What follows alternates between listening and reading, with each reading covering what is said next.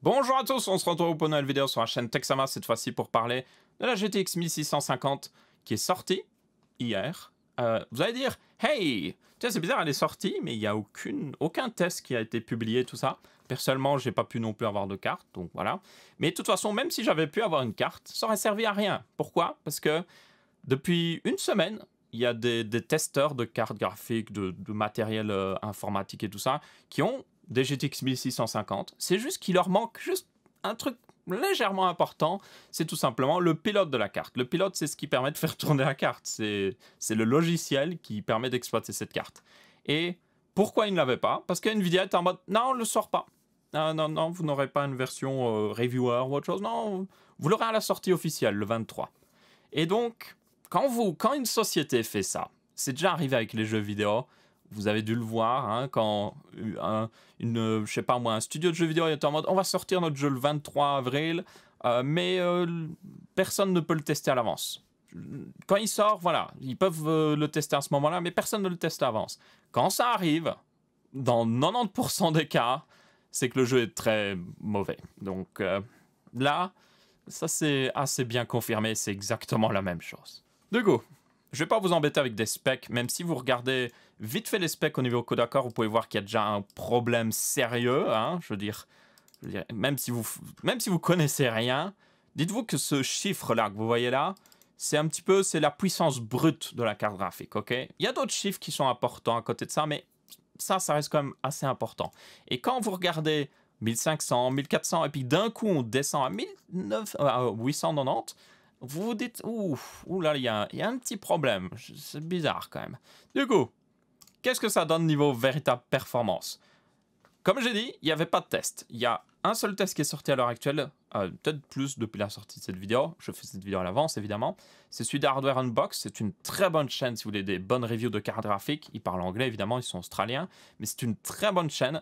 Tenez toutefois compte qu'évidemment, quand ils parlent de prix, pour une carte graphique, ils parlent toujours en dollars pour le marché américain.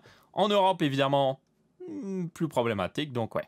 Donc, regardons juste les performances de cette carte. Il a testé quelques jeux, il en testera plus, il va certainement travailler sur une vidéo, il y aura plus de jeux testés, et plus de publications vont évidemment poster leurs tests, donc ce sera bien de regarder chaque review sur plein de sites différents, mais je veux dire, là, vous allez voir, les chiffres parlent pour eux-mêmes, même s'il y a des petites différences entre publications, c'est genre on voit facilement la valeur de cette carte. Du coup, premier jeu, World War Z, qui est sorti récemment. La barre rouge, c'est la RX 570, qui est une carte que vous pouvez trouver pour 140 € à l'heure actuelle. La GTX 1650 est annoncée à 149 $. Donc, bizarrement, vous allez voir que ça se traduit mal en euros, même très très mal en euros. C'est plus 160 € en réalité. Donc, oui. Une carte à 140 € défonce une carte à 160 €. Donc là, on voit le début du problème. On continue avec les prochains jeux. Donc là, on est sur Apex Legends. Ah là, ça va. Pas trop de différence, ça va. Plutôt raisonnable. Prochain jeu. On passe à The Division 2. Là, ça commence à faire un petit peu plus mal. Ça fait quand même une différence non négligeable. Prochain jeu. Shadow of the Tomb Raider, ça va encore. D'ailleurs, Shadow of the Tomb Raider, c'est un jeu sponsorisé Nvidia, mais c'est toujours bien de le mettre dans les tests parce que justement ça montre le meilleur cadre possible pour une carte Nvidia. Donc c'est bien d'avoir un petit peu des jeux sponsorisés AMD et Nvidia. D'ailleurs, The Division 2, il me semble, est sponsorisé AMD, pas totalement sûr là-dessus. Donc il faut quand même le préciser. Du coup là, il n'y a plus beaucoup de différence, mais il faut tenir compte que la dernière architecture Nvidia Turing, donc les GTX 1600 quelque chose, toutes les RTX 2000 quelque chose utilisent Turing, et cette architecture a des avantages pour les jeux qui sont assez complexes et qui utilisent justement les technologies Nvidia à ce niveau-là, dont Tomb Raider qui utilise pleinement ça, et ça se voit ici. Vous voyez que par exemple, la GTX 1650 rattrape sans problème la GTX 1060, alors que dans les tests, enfin dans les trucs d'avant, la GTX 1060, vous voyez, était largement devant, parce que la GTX 1060, bien souvent, arrive même à battre sans problème la RX 570. Donc vous voyez là, on voit l'avantage de l'architecture. Mais malgré ça, on est encore derrière une RX 570. Et c'est problématique, parce qu'il y a une carte qui coûte beaucoup moins cher ici, et qui est en stock, qu'on peut avoir facilement à l'heure actuelle, alors qu'il y en a une autre qui vient à peine de sortir, et qui est très cher. Donc ouais, prochain jeu, Forza, ça fait mal. Je dis, ça fait mal pour la plupart des graphiques. Hein. Je l'ai annoncé au dernier Texama Show quand la carte allait sortir. Je vous montre encore un petit peu. Je vous invite à regarder vraiment la vidéo, c'est plutôt intéressant. Même si vous ne parlez pas anglais, vous pouvez regarder les graphiques assez facilement. Et j'avais dit, oh, la carte devrait être plus performante qu'une RX 570 parce que c'est juste logique. Vous voyez, c'est logique.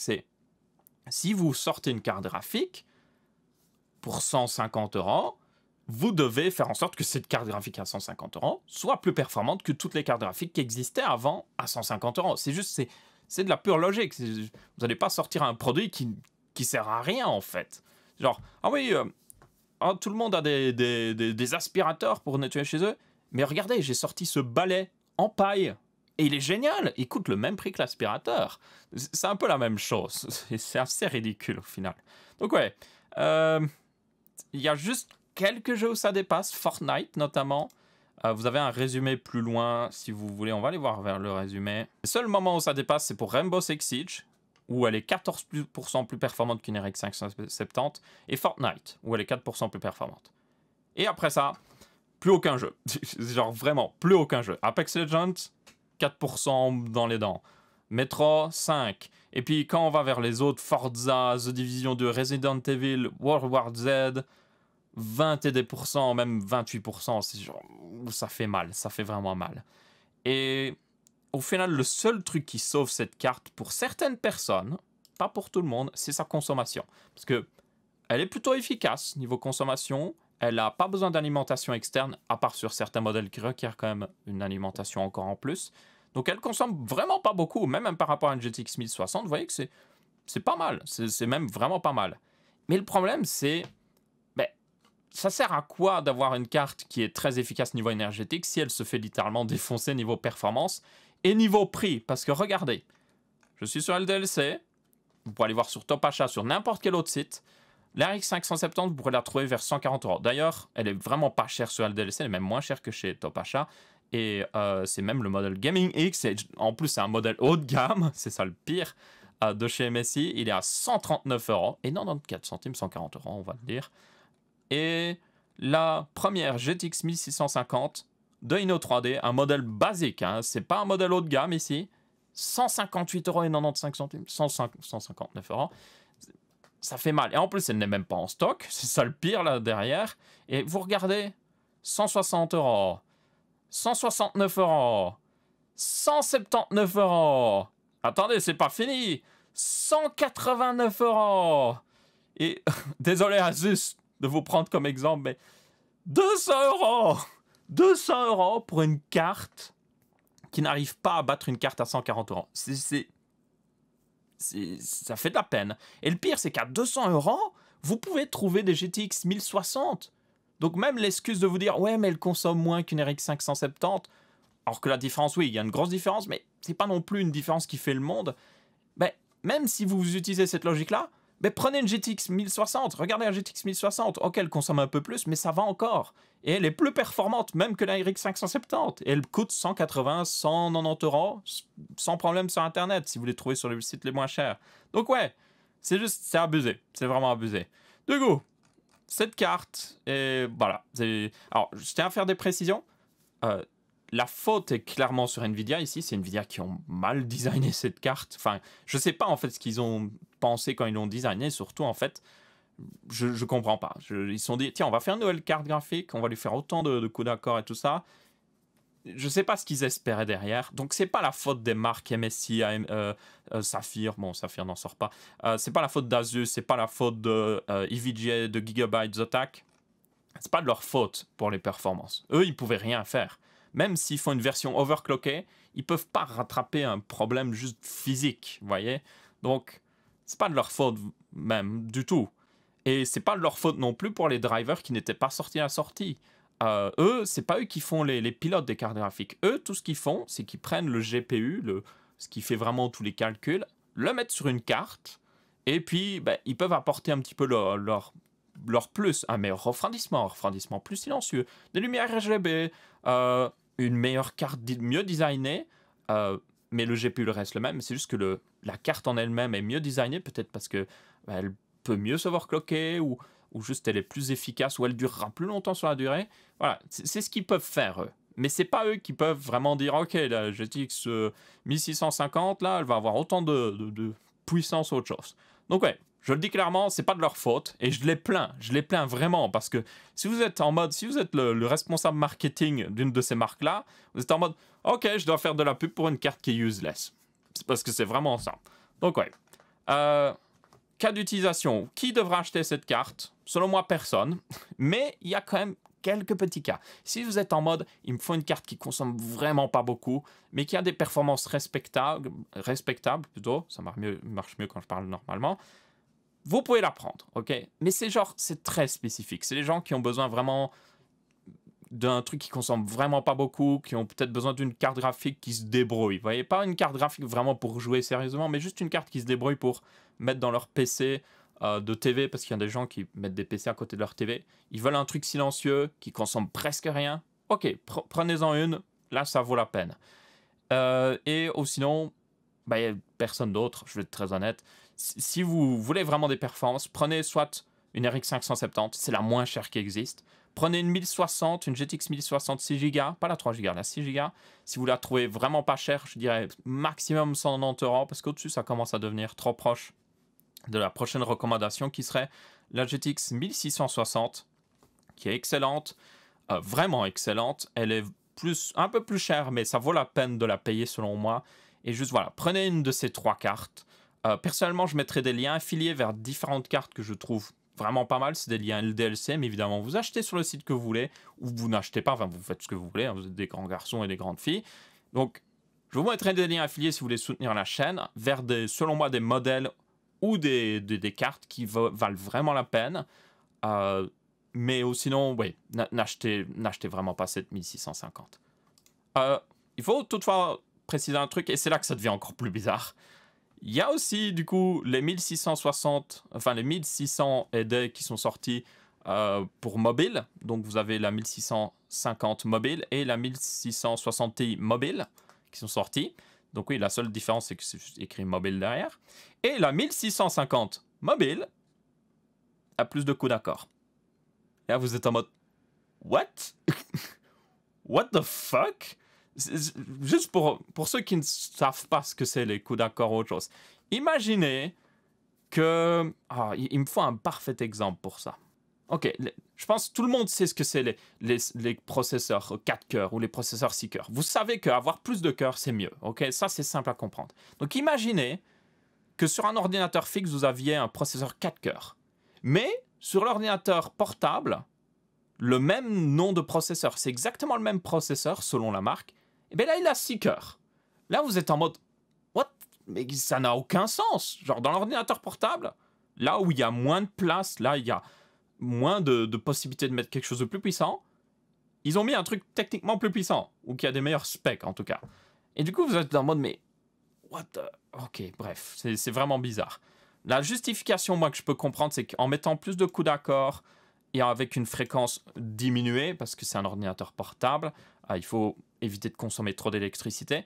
Selon moi, ils ont fait ça pour que la carte ait à peu près le même niveau de performance que la 1650 PC fixe, on va dire, qui, elle, a une meilleure fréquence. À mon avis, c'est ça la logique. Mais quand même, ça fait bizarre. Ça fait juste bizarre, en fait, de voir ça, de voir une telle différence de spec. Parce qu'on pourrait se dire, hey, vous pouvez pas sortir cette version 1024 coups d'accord pour les personnes qui ont un ordinateur fixe, parce que avec 1024 coups d'accord, elle aurait pu dépasser beaucoup plus, dans plus de jeux en tout cas, la RX 570. Mais non, ils l'ont pas fait. Et du coup, c'est genre, t'es en mode, what? Je comprends pas. Ou alors, une autre logique selon moi, c'est que ils ont fait cette GTX 1650 avec 1024 coups d'accord de base, ok? Et en fait, toutes celles qui sont mauvaises, eh bien, ils désactivent des coups d'accord, peut-être des défectueux, parce que souvent, quand vous faites des cartes graphiques, enfin, quand vous faites le GPU d'une carte graphique, des fois, vous avez à peu près réussi, mais il y a une partie qui ne fonctionne pas très bien. Donc, souvent, ce qu'ils font, c'est qu'ils désactivent cette partie-là, et puis, ils font une GTX 1660, vous voyez, au lieu d'une 1660 Ti, qui en a plus, normalement. Du coup, à mon avis, ils ont fait ça. Et donc, tout ce qui est mauvais, tout ce qui est un petit peu... il faut désactiver des trucs, c'est la GTX 1650 PC. Et pour mobile, toutes celles qui sont bonnes, qui marchent nickel, eh ben les mettre sur mobile. Voilà. Selon moi, c'est la seule logique que je vois derrière cette carte. Et encore, pourquoi ils l'ont pas mieux designé de base, je comprends pas. Dans tous les cas, sur mobile, on verra ce que ça donnera. Elle devrait être techniquement plus performante ou à peu près au même niveau en réalité vu la différence de fréquence, même si elle peut booster quand même pas mal, donc c'est pas négligeable. Donc elle devrait être quand même pas mal performante, elle devrait vraiment pas beaucoup consommer, donc pour ordinateur portable honnêtement ça pourrait être une très bonne carte. Le problème c'est qu'évidemment comme il n'y a eu aucun pilote, personne n'a pu la tester jusqu'à maintenant, donc on verra bien. Donc je vous tiendrai informé pour celle-là. De toute façon, je comptais faire dans pas trop longtemps, justement, j'attendais la sortie de ces cartes pour faire un guide d'achat d'ordinateur portable, donc ça tombe plutôt bien. Je vais juste attendre toutefois qu'on ait un maximum de tests là-dessus et qu'on voit un petit peu comment ça donne au niveau prix. Parce qu'évidemment, une carte peut être magnifiquement... Enfin, je veux dire, une Ferrari, c'est hyper performant, mais voilà, ça coûte un petit peu cher. Donc, c'est un peu la même chose. Je veux dire, elle peut être très bonne, très bonne au niveau performance, mais si elle coûte plus cher qu'une GTX 1060... Bah, vous prendrez une GTX 1060 sur ordinateur portable. Surtout qu'il y a des ordi portables avec des GTX 1060 pour 1000 euros. Donc j'espère pour eux qu'ils ne se sont pas trompés niveau prix. Bref, dans tous les cas, c'est à peu près tout pour ça. Donc oui, ne l'achetez pas, à part si cas très spécifique. Et sinon achetez, comme j'ai dit, RX 570, 1066 Go ou GTX 1660, évidemment selon le prix que j'ai indiqué avant. Donc, RX 570, vous l'avez pour 140 euros. C'est du vol à ce prix-là, selon moi. C'est vraiment c'est vous qui volez. Hein. C'est pas eux qui vous volent. C'est vous qui volez parce que franchement, c'est des excellentes performances pour ce prix. La GTX 1060, ça va encore 180, 190 euros. Et la GTX 1660 vers 220 euros. Si vous pouvez l'avoir à ce prix-là, bonne performance. Dans tous les cas, merci à tous d'avoir regardé. Si cette vidéo vous a été utile, n'hésitez pas à laisser votre avis, que ce soit en pouce bleu, pouce rouge, en commentaire. On se retrouvera pour une prochaine vidéo sur la chaîne Texama et je vous dis salut à tous!